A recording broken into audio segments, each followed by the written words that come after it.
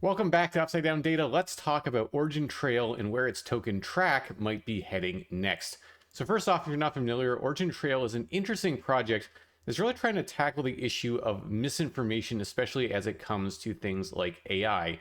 The whole idea is that in this world that we're moving into, it's becoming harder and harder to know where information came from. Is it real? Is it legitimate? Or is it fake? Is it made up?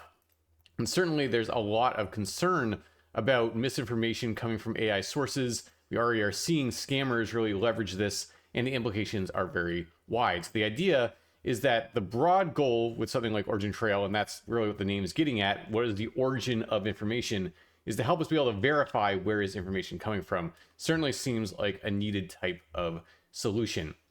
So obviously OriginTrail does more than just that, but that is the main thrust, the main narrative around it, and especially how it connects to the AI narrative. And one of the reasons why TRAC has probably been pumping recently is that the AI narrative got a boost recently. NVIDIA posted massive earning numbers, just suggesting that this AI boom is showing no signs of stopping. And so really we're seeing in the crypto space, all the different tokens that are relating to AI also pumping. So that's probably having an effect there as well. But let's move away from the narratives. Narratives are fleeting. They're not things that are going to necessarily be long-term impactors of a project. Let's look at the data and see what those are telling us. So I like to look at some of what our models are thinking about assets to think about where they might be heading next, especially in longer term time horizons. So that's what I want to flip to first. So this is our long-term upside downside potential indicator, or UDPI. Basically, it's a risk model. So higher levels mean high risk, lower levels mean low risk. And so you can see that this has done a very good job of capturing the TRAC market over its entire existence here, getting up to really high risk right around the all-time high here, and then coming back down to low levels of risk at these very nice buying opportunities that we got through the bear market into this reaccumulation phase that we were in. And now it looks like TRAC is in the next phase. It's starting to go back into a bull market footing. And so we saw long-term risk get a bit elevated here back in early January up to around 3. So it goes from -5 to 5. That's the scale of this model. And we got all the way up to 3, which is pretty extended, suggests that we probably were going to see some kind of a correction. We saw that. Risk cooled off a good amount. And what's notable about this rally here is that it's coming from a lower risk level, notably lower. Now, not all the way back down here. You know, we're not rallying off of -2.5, for example, or even around -2. We are higher. And so that's one indication that if this rally has further legs to go, it might be a little bit more limited in the upside it could realize versus what we were seeing, for example, starting back here, or certainly from something like back down here.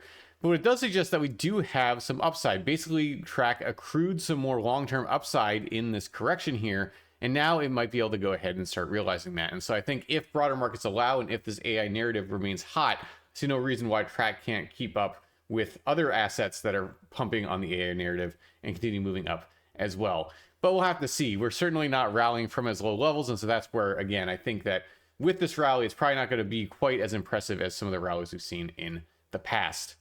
So another model we can look at to get an idea of the long-term outlook is our forecast model. So this model is looking at is what is the probability that the price of the asset will be higher than it is right now 6 months in the future. So it goes from 0 to 1. That's the scale of this model. And basically those are just probabilities. And so if you're seeing, for example, 0.75, 0.74, that would be a 74% chance of upside in 6 months. Whereas if you're all the way down at, for example, 0.09, that would be only a 9% chance of upside in 6 months. And see, this also does a good job of capturing these overall dynamics, getting quite bullish here through the bull market, but then getting very bearish as we went into the all-time high and then into the bear market. But then notably more recently, it's been getting quite bullish again and really getting up to above 80% chance of upside, especially here as we're leading into this rally, really got bullish in this time. And so what the model is basically telling us right now is that it still makes sense to have a bullish outlook on TRAC. Obviously not 100%. There is, at 80%, there's still that 20% from its estimation that price will be lower in 6 months. But what it means is that it makes more sense from the model's point of view to be bullish here than bearish. And certainly 80% is way better than 9% like we were, for example, back here before as we were falling off of a cliff. So this is a good sign in that longer, medium to long term time horizon. So when I look at these together, I think we do have in this rally itself some more room to move. But even if we don't do that, what I'm seeing is that we have a bullish footing at the very least. And so it's reasonable to think that that might be able to continue.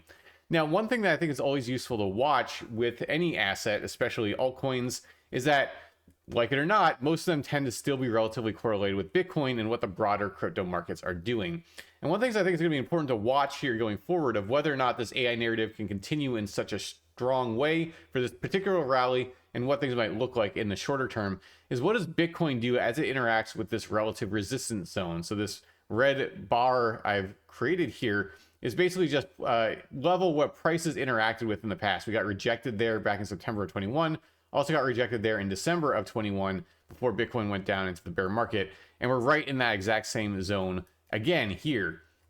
And so if Bitcoin can break back up to the upside, so maybe it has to spend more time consolidating, but eventually break back up through, then I think that just still suggests the market is overall quite bullish and that we might just expect any current rally to have legs to continue. And then alt season might kind of really emerge after Bitcoin really slows down after whatever moves it puts in.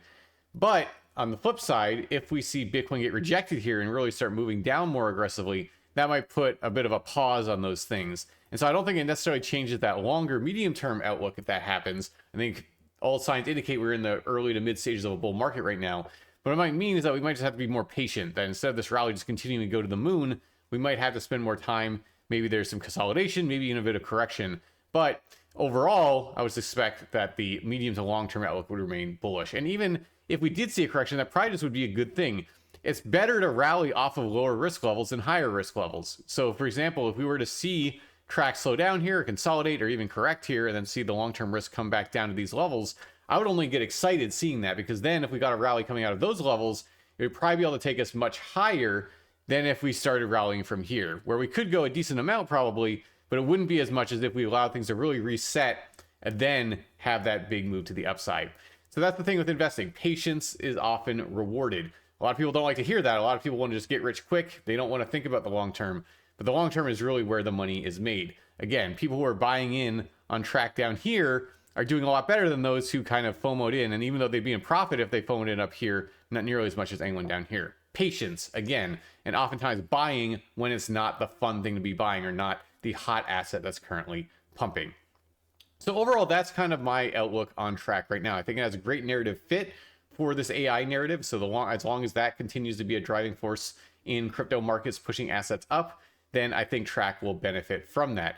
And I think the long to medium term outlook for TRAC remains bullish as well. And so I think that's a good sign. But I do think that with this particular rally, if we're saying, is this just guaranteed to just take us off to the moon, new all-time highs, that's where I think some other things are going to have to fall into place. Certainly could happen, but I feel a lot more confident of that personally if we're starting from a lower risk level, for example. And also, I think that's more like, again, if we just see Bitcoin show some continuation here. So I'm not saying that's impossible by any means, but I'm not going to sit here and make any really strong statements. Personally, I don't think the data are strong enough on one side or the other to feel hyper confident. And so we really leave that up to you. And of course, none of this is financial advice. You should make your own opinions.